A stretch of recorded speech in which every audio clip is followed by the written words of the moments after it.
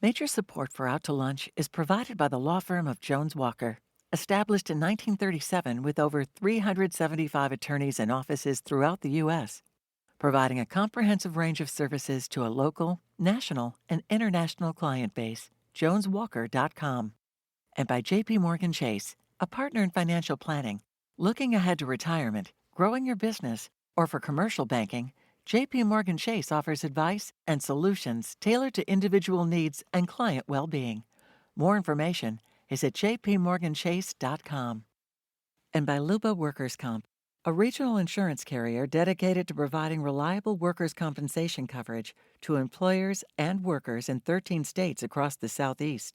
With personalized service, trusted expertise, and tailored solutions, Luba helps businesses protect what matters most. Discover more at lubawc.com.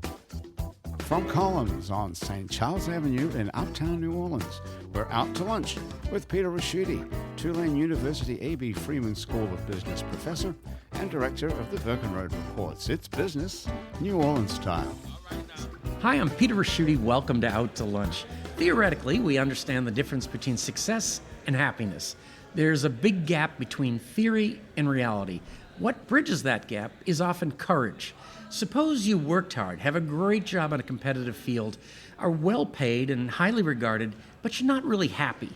Would you have the courage to walk away from your success and take a chance doing something that might bring very little except possibly happiness? That was the question Sky Jackson answered with yes. Sky was an entertainment lawyer in Hollywood. She had a great job at the Walt Disney Company until 2024. That's when Sky traded her well-paid job dealing in the precise meaning of words in legal contracts for a low to no paid job dealing with the ambiguous meaning of words as a poet. Today, Sky is a published and well-recognized poet, a professor of creative writing, literature, and poetry at Xavier University, and chairwoman of the New Orleans Poetry Festival Board. Sky Jackson, welcome Out to Lunch. Hi, I'm so happy to be here. When it came time for Crystal Burke to make a change, she wanted something different, not just for herself, but for every other woman in the country. As a registered nurse practitioner for over 15 years, mostly in the fields of oncology and palliative care, Crystal knows a lot about the functioning of the human body. But when she started experiencing symptoms of perimenopause in her 30s, she was blindsided, finding that her symptoms were influencing almost every aspect of her life and simultaneously discovering that doctors, even OB-GYNs, didn't seem to know how to treat her or other women in that position. Crystal decided to do something to change that. In 2024, Crystal and her medical doctor husband, Stephen Youngblood, founded the Menopause Clinic. It's a telehealth-based clinic where any woman with an internet connection can consult with medical providers who specialize in recognizing and treating perimenopause, which is a phase between premenopause and menopause. Crystal Burke, welcome Out to Lunch. Thank you. I'm so happy to be here. Sky, if everybody in America who is less than thrilled with their current situation decided to quit their day job to write a novel, play guitar, or launch a podcast, the workforce would probably take quite a hit. Also, a good number of people might find that following their heart would lead to problems paying the rent. As a person who has made that leap successfully, I'm wondering what your process was. Did you hate being a lawyer in corporate America so much that you quit and hope for the best? Or did you have a professorship and a publishing deal lined up before you walked away? I wish. I didn't hate, the legal field. I actually really loved the work that I was doing there. I was working in a studio and I had all of these different television shows under my purview. And so I kind of got to see behind the scenes of how all of that works, But what I didn't love was the corporate fast-paced sort of aspects of it, And I found that was really hindering my creative life and my creative work in a way that I couldn't justify beyond a certain point. And so I kind of had to come to terms with that because the Disney job, that was my dream job. I worked so long and so hard to get that, and so I was forced to sort of reconcile with two totally disparate dreams. and try to ask myself these hard questions of, okay, what do I value? What's important to me? What quality of life do I need? Is this sustainable? And so it wasn't. But you did get to meet Mickey. Of course, yeah. So that Mickey was always hanging around. Got something going on there. You can't get rid of that guy. But yeah, and so I just kind of had to sort of have like a come to Jesus moment with myself and my soul. I was writing poems throughout my time at Disney. I continued to do that, but it wasn't until maybe a year or two after that that I got the book deal and all of the other things happened. So yeah. Crystal, 50% of the population are women. I know that's probably 51, right? There's 100% of women are either currently experiencing perimenopause or menopause, or they're going to at some point. If they have medical issues connected to menopause, there's no dedicated specialist for these women to visit the way there is for gynecology, dermatology, cardiology, and so on. You've created something unique with the menopause clinic. You're pioneering a new specialty. I know your motivation is to provide better health care, but in a purely business sense, this is potentially a huge opportunity. But if every woman with menopause-related symptoms turns to you, how will you cope with that kind of volume? Well, it's been very interesting in how this has turned out. Everything was kind of an experiment. We are medical providers, not business people. So this was exactly that, an experiment. And so as we've gone along and we've seen how difficult perimenopause and menopause is on the woman, and finding a diagnosis and getting treatment, it's almost impossible. And this is interesting in that this is a medical field that women are learning from Instagram and TikTok, and they are learning correctly more research information than they can get from their healthcare provider. So we also have a group of women providers who are going through this themselves. And like me, we've had healthcare providers reach out to me saying, "Can I help you? I want to work with you. I want to help other women." So as we grow, we want to grow the business and be able to help all of the women that want help. Absolutely. And seeing this is such an undeveloped component of healthcare, who are you hiring to provide specialist medical care for these people? Well, right now we have plans. We have lots of plans. We're still growing. So now it's just us. It's me and Steven. And we have plans. We have people that help with administrative things. But as we get bigger, and more patients, we have nurse practitioners. Nurse practitioners. A lot of the research say nurse practitioners are going to be the future of, especially the menopause world. I'm sure there are lots of reasons for that, but that's our plan as we grow. Hire nurse practitioners and more physicians. A variety of specialists and ancillary staff. And Sky, is New Orleans a good town to be a poet in? I mean, we're good for music and lyrics, so. Yes, I would say so. I mean, there's always something weird and interesting happening, I mean, even our elections are interesting. So yes, I think that New Orleans is the perfect territory for a poet to make her bones in. Between the two of you have very different demographics for you. I mean, like yours is all women of a certain age, I guess. And Sky, have you figured out who reads your poems? Yeah, I have a pretty wide-reaching audience, I would say. I think the people that see themselves reflected in my work are usually young Black women in America who are going through certain issues, thinking about the demands of capitalism, thinking about microaggressions, racism, all of those things, right? And so those are some of the things that I write about, and I've heard from people that they connect with those things. But I also have other, fans who don't look like that, who are, white people, Spanish people, whatever, I think the wonderful thing about poetry is that it helps us to connect with each other, and it helps us to develop empathy with each other. And so that's something that I really strive to do with my work, and I think that's why people have connected with it so much. I know you were writing when you were at Disney, but I'm so amazed at how quickly you've become a big person in all this. And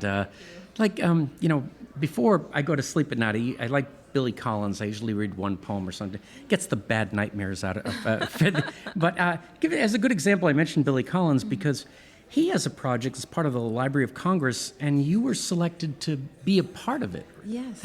How did that happen? Do you go out pitching your poems? Oh, gosh, no. I still remember when that happened. It was a summer day or summer morning, and I woke up, and I had an email from the Library of Congress. And they said, hey, from the Library of Congress, Billy Collins, our former poet laureate, saw one of your poems, and he wants to use it in our anthology. What do you think? And I was like, what do I think? I was like, how did these people find me? I was like, it was so many questions. And to this day, I don't know how he found me. I don't really know how it all came about, but somewhere he read one of my poems and was affected enough by it to put it into this anthology, with so many amazing, some of my literary heroes, and so it was like a poetic miracle, I guess. Jeez. If I were you, I would tell people you were part of that project in the Library of Congress when we first shook hands. That's the way I would have done this. Crystal, as you might appreciate, I don't know a lot about menopause, but I understand that I'm not alone. Apparently, the reason for this ignorance is there's a reluctance or even a stigma attached to discussing menopause in a world where it seems like there's nothing beyond the bounds of conversation. Why do you think that is? I think there's several reasons. Culture, society, the medical world in general. A lot of us didn't... So I was taught in school that menopause happens around the age of 51, and it's hot flashes. We were taught that in school. Nurse practitioner school taught that. Medical schools teach that. There's about an hour to 3 hours of menopause curriculum in any of these schools.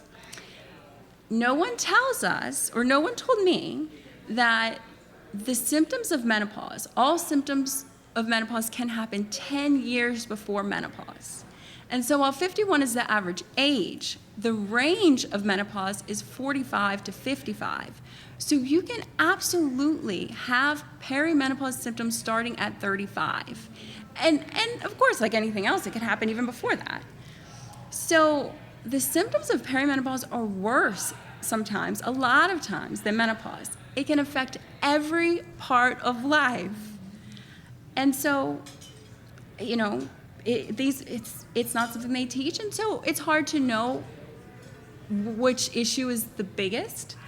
But there's cultural issues, society issues, and medical knowledge issues, and medical care issues. And I have heard that on a similar kind of project here, that MDs don't get a lot of training in nutrition. They always bring that up.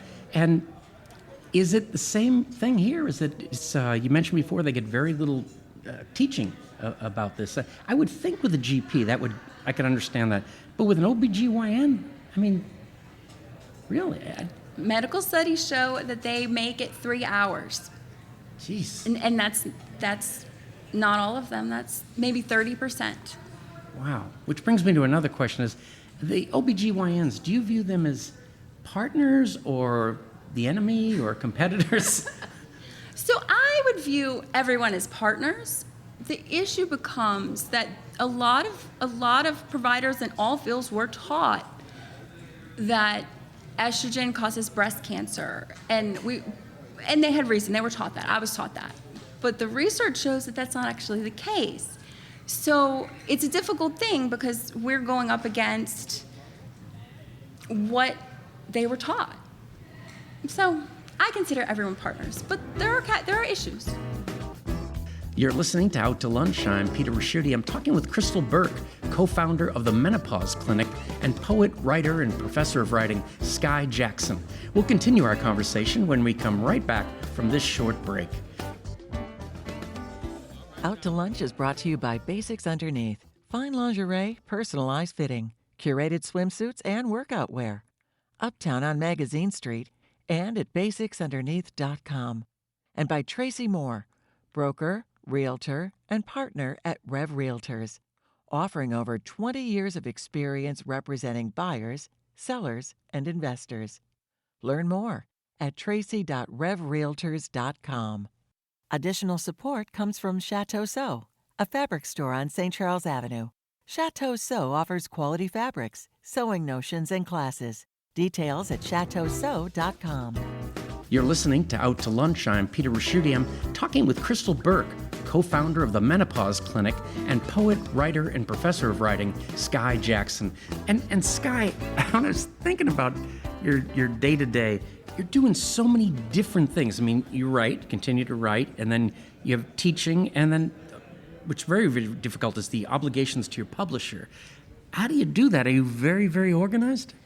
I wish. The correct answer is yes, is the correct answer. You know, I grew up here in New Orleans, and I was subjected to very rigorous arts training at the New Orleans Center of Creative Arts, NOCA.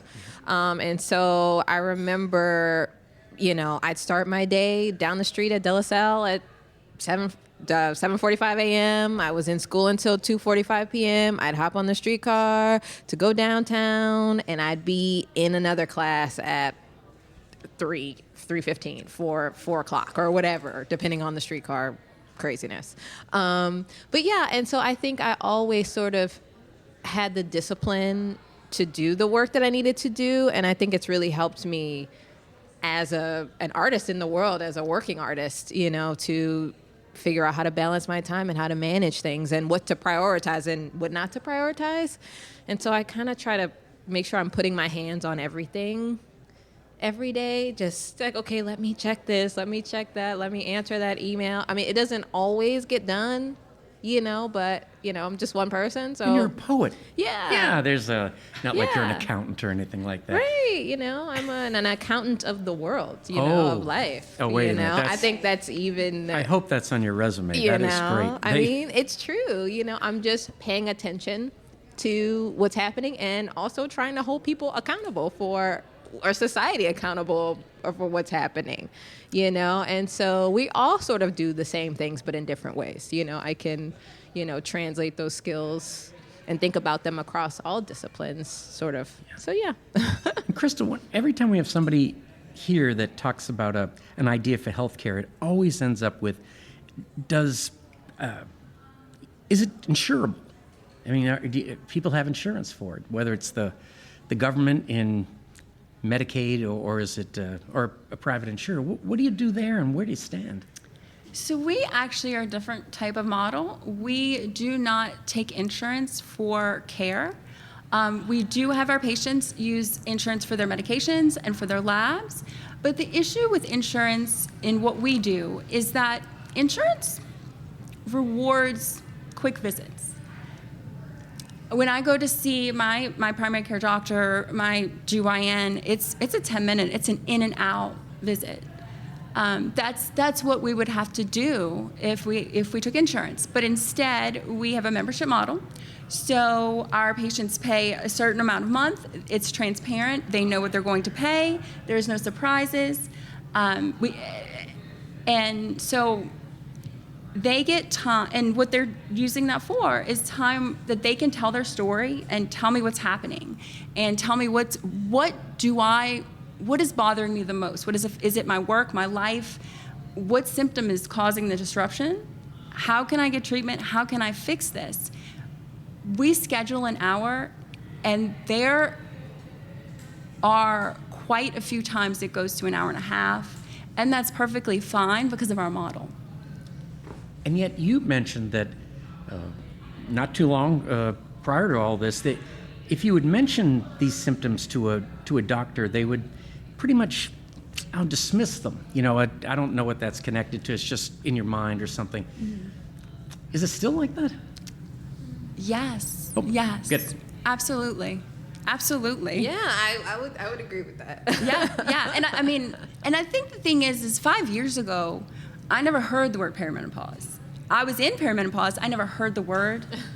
I went to nurse practitioner school, but I never heard the word. Someone that didn't go to healthcare school definitely wouldn't have heard the word unless someone directly said it, but back then nobody said it. Yes. And it's still that way now unless you are someone who is following someone on Instagram, TikTok, and that's how women know about it. But healthcare providers, unless you're watching the people on TikTok. God, that's a scary place to get any information.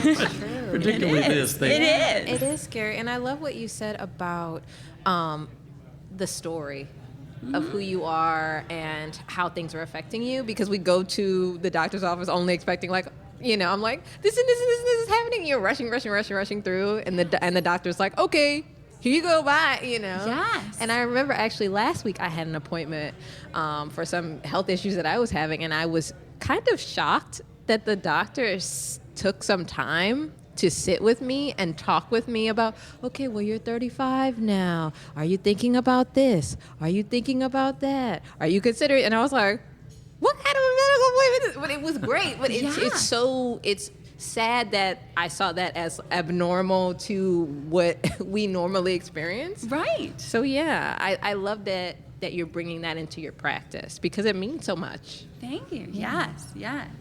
Now there was Menopause the musical, right? There did. Wasn't there something like that? There should be. If There there should be. sorry. Absolutely. I was actually playing it too late. we could all sing that song. Yes. And Sky, how do you get paid? Is it just like writing a book and how many you can sell, or is? Well, I have a few different income streams, but with my book, it just came out, so I will, I'm trying to sell as many copies of it as I can, and then I'll get a check from my publisher saying, hey, this is what you've earned, I also work as a poet for hire, which is a totally different thing. What is that? So I work at a hotel in downtown New Orleans where I write poems for people just on the fly. And so I do that every week. That's one of my poetry jobs. And so I'll just, sit in a hotel lobby with my typewriter. I do it all manually. And, someone will come up to me and I'll say, hey, what do you want your poem to be about? And then I'll write them a poem, So I do that, That's amazing. Thank you. I also, do different events and gigs, and it's kind of like being a musician. It's the same thing. Like, sometimes I'm doing this and sometimes I'm doing this for that person. Sometimes I'm doing commissions. Sometimes I'm doing readings, festivals. I mean, it's very, there's so many different layers to the ways in which I am able to generate income, I suppose. God, next time I have a And of course, party, I'm teaching bringing it. and workshops. Yeah, that would be such a great thing to, sometimes people do caricatures. Yeah. You could be the poet. That is great. I love that. Thank you. It's terrific. Oh, I should ask you this, though, Sky. You have a law degree. You've worked very, very hard. What did, your parents and friends say when you told them what you were going to do? In terms of legal or poet? Oh, yeah. Oh, no. Yeah, right. Leaving Disney, an established job, to kind of go out on your own as a poet. Well, being at Disney, I was still a poet. I'm a poet through and through. I'm a poet. If I'm teaching, I'm a poet. If I'm practicing law, I'm a poet. It doesn't matter. I'm always doing that. And I've been doing that since I was 14 years old.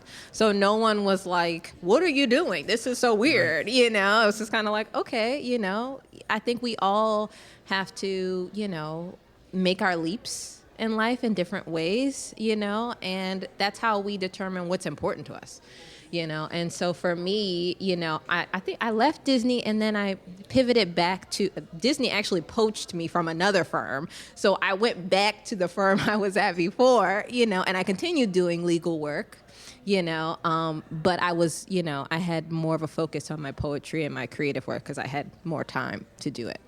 But yeah, so I never look at it as sort of having left it behind. I have a law degree. I can go back and it's more so pivoting based on just what's happening in my life, and so, having all these different avenues just allows me to do different things at different times, and so I hate to say I left it behind. I'm no longer this or I'm no longer that. I'm still all of those things. I'm just doing something different. It's an interesting pie graph. There's, Hey, Crystal, when we were getting ready for the show, the thing that came to me that I don't have an answer for, but what do you do for marketing? So we're trying different things. We're doing the typical Facebook ads, the Instagram. We were in Biz Magazine. We've had somebody helping us with public relations and advertising. But what we're starting to do is we really want to focus on education, because women like myself and a lot of women, even though we've heard the word perimenopause, a lot of women still have not, and they know something is wrong, and they feel something is wrong. But if their friends and their family and their doctors haven't heard about it, they might not either. So they're Googling things at 2 a.m. And so we're going to start doing educational videos and use that as a way to get awareness and promote our services, but really have women know what's happening with them.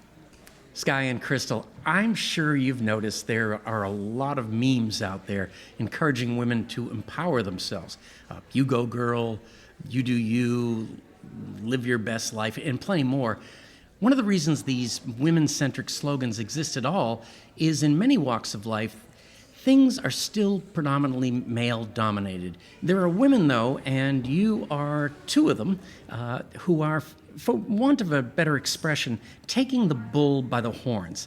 Crystal, the Menopause Clinic is a revolutionary idea for women's health care that seems way overdue. And Sky, you have a voice that resonates with a lot of people, especially young black women. You seem to be able to give them both your perspective and a vocabulary to reflect on themselves. It has been a pleasure to meet both of you, Crystal and Sky. I look forward to keeping up with you and following your continued success. Thank you both for taking the time to join me today on Out to Lunch. Thank you for having us. This was awesome. It's been great. Thank you. My guests on Out to Lunch today have been Sky Jackson, poet, author, and professor of writing at Xavier University, and Crystal Burke, co-founder of the Menopause Clinic.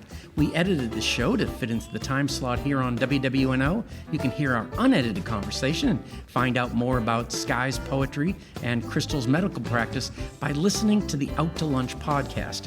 You can find and subscribe to the Out to Lunch podcast on your podcast app and on our website, itsneworleans.com. If you want to know what we all look like, you can find photos from this show on itsneworleans.com and our Out to Lunch social media. These photos were taken today by Jill LaFleur. You can find more of Jill's photos at lafleurphoto.com.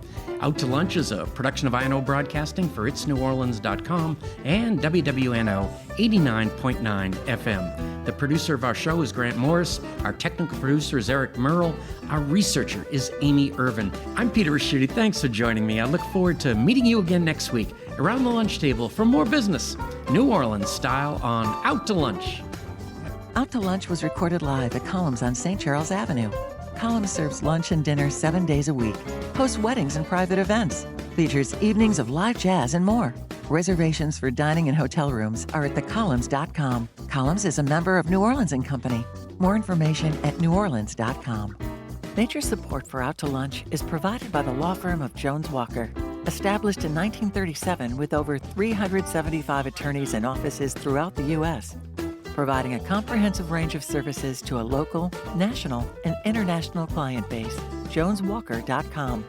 And by JP Morgan Chase, a partner in financial planning.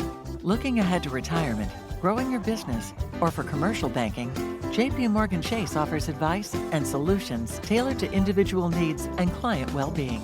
More information is at jpmorganchase.com. And by Luba Workers' Comp, a regional insurance carrier dedicated to providing reliable workers' compensation coverage to employers and workers in 13 states across the Southeast. With personalized service, trusted expertise, and tailored solutions, Luba helps businesses protect what matters most. Discover more at lubawc.com.